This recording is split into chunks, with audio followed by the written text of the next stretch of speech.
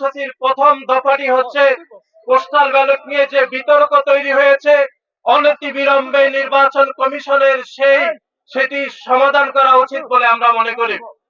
আমাদের এই অবস্থান কর্মসূচির দ্বিতীয় দফাটি হচ্ছে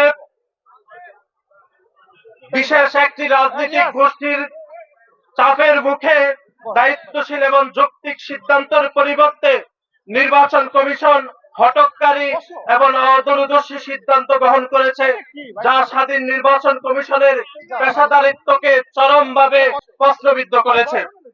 আমাদের এই অবস্থান কর্মসূচির তৃতীয় দফাটি হচ্ছে বিশেষ একটি রাজনৈতিক দলের চাপে শাহজালাল বিজ্ঞান প্রযুক্তি বিশ্ববিদ্যালয়ের বিষয়ে নির্বাচন কমিশন যে সিদ্ধান্ত নিয়েছিল, আমরা দেখেছি সেই একটি বিশেষ রাজনৈতিক গোষ্ঠীর চাপে নির্বাচন কমিশন সেই সিদ্ধান্ত থেকে সরে এসে একটি বিতর্কিত এবং নজিরবিহীন সিদ্ধান্ত গ্রহণ করেছে।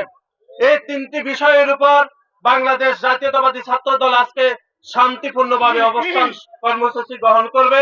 আমরা আজকে একদম রাত অবধি বাংলাদেশ জাতীয়তাবাদী ছাত্র দল আজকের এই অবস্থান কর্মসূচি গ্রহণ করবে।